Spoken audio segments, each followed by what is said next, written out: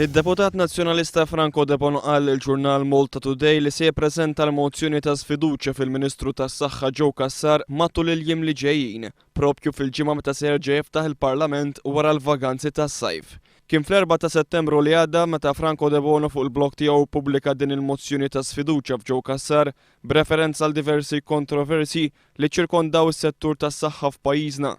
Mal-Malta Today Franco De Bono riafferma l-intenzjonijiet tiegħu li jressaq din il-mozzjoni ta' sfiduċja ftit sigħat biss wara li ddikjara li kien se jappoġġja l-mozzjoni tal-Oppożizzjoni kontra il-privatizzazzjoni tal-parkeġġi f'Malta.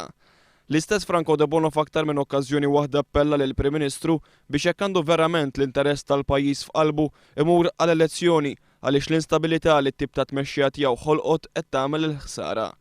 Intant, l-editorjali tal-gazzetti tal-ħadd irreferew għal ftuħ tal-Parlament Malti wara waqfa ta' xarejn u nofs fl-isfond ta' gvern li tilef il-maġġoranza parlamentari. L-editorjal tal-Malta Today jgħid li l-Parlament se jiltaqa' f'atmosfera ta' inċertezza u f'nofs dik li qed tidher bħala kampanja elettorali li diġà bdiet.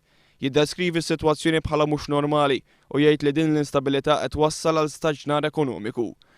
L-editorjal tal-Gazzetta tal-lum jgħid li matul il-jum ta' tnejn tibda l-aħħar farsa politika fis-sensiela li kellna tul din l-aħħar sena.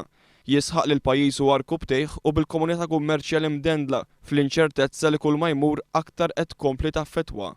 The Malta Independent on Sunday jgħid li l-Parlament se jkun qed jiltaqa' taħt sħaba sewda ħafna, mal-temp li ilu fuq il-Parlament sa minn Diċembru tas-sena l-oħra.